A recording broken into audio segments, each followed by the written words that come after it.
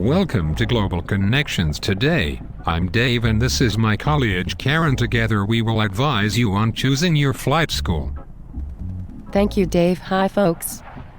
Yes, learning to fly can be one of life's most rewarding adventures. The freedom of moving in 3 dimensions is not only fun but can lead to interesting career and travel opportunities.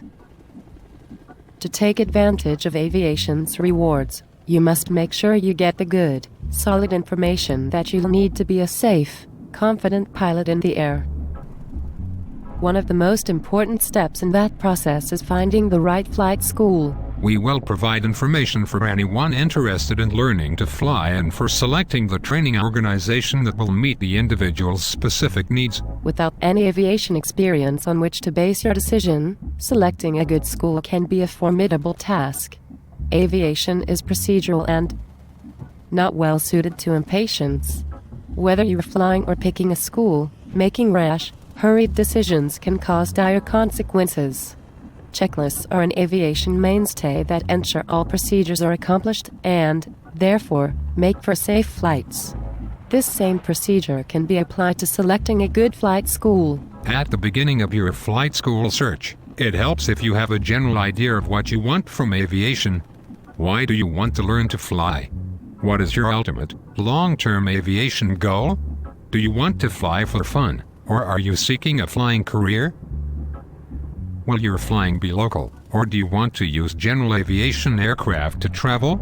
Do you want to own an airplane or will you rent? These are questions you should answer before you start considering flight schools. And you should consider whether you'll train full-time or part-time. That can make a big difference in your school selection. Flight schools come in 2 flavors, Part 61 and Part 141. Which refer to the parts of the Federal Aviation Regulations, FARs, under which they operate. The most common and least important distinction between them is the minimum flight time required for the private certificate: 40 hours under Part 61, and 35 hours under Part 141.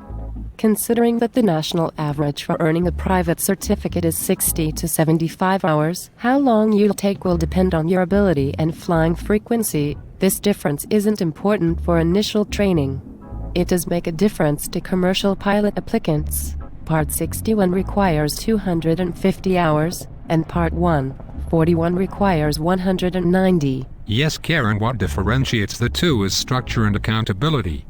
Part 141 schools are periodically audited by the FAA and must have detailed, FAA-approved course outlines and meet student performance rates. Part 61 schools don't have the same paperwork and accountability requirements. Learning under Part 61 rules can often give students the flexibility to rearrange lesson content and sequence to meet their needs, which can be of benefit to part-time students.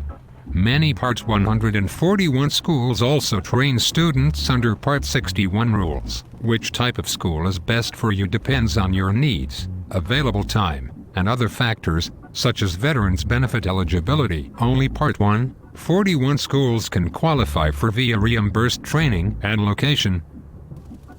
When it comes to the FAA check ride, which is the same for all, it doesn't matter where you learn to fly, only how well, including your understanding of aviation academic material. Although flight schools fall into 2 basic categories, Part 61 or Part 141, there is a third category that bears serious consideration by prospective pilots, particularly those planning a professional piloting career: nationally accredited training institutions.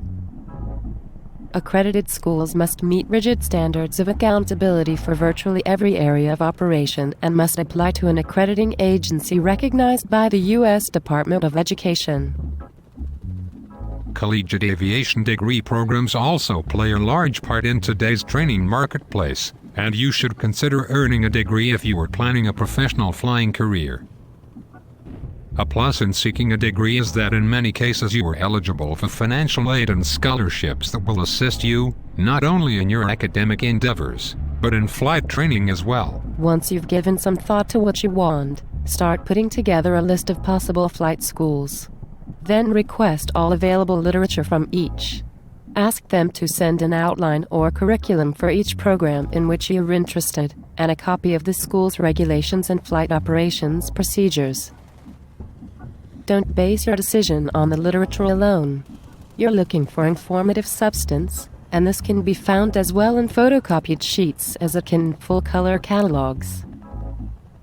While scrutinizing the material, take notes for use during the school visit, when you check the veracity of its claims. Things for students to look for, please, Karen. Yes, Dave, the school's philosophy, goals, and objectives, and how they match your needs.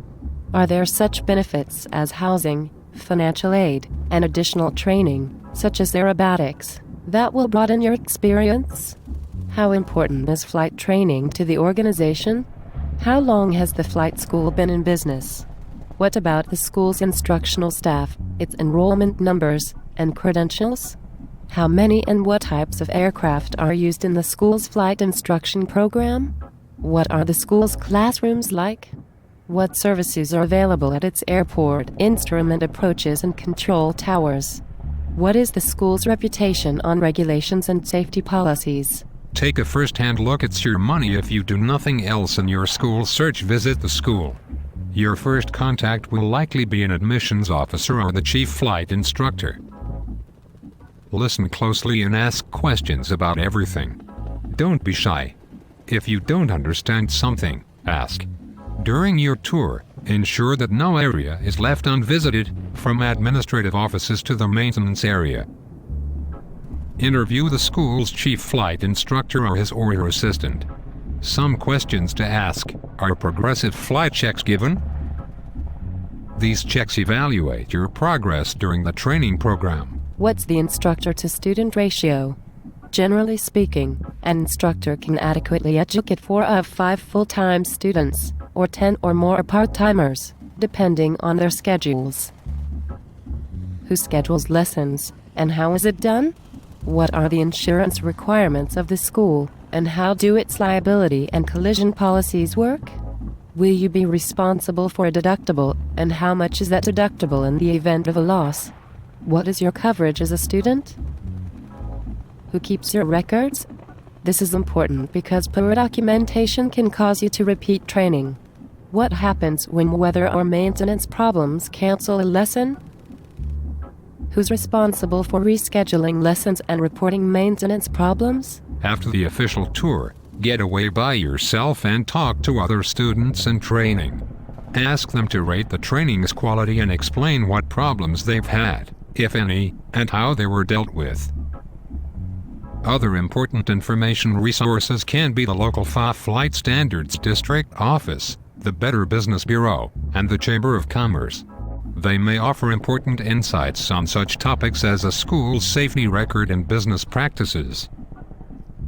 Don't forget such applicable sources as the Aircraft Owners and Pilots Association, National Air Transportation Association, Accrediting Commission of Career Schools and Colleges of Technology, if so accredited, and the Immigration and Naturalization Service, if you are an international student. That's it for now, folks. For further information, please visit our website at flygc.info. Yes, at Global Connections, where aviation matters.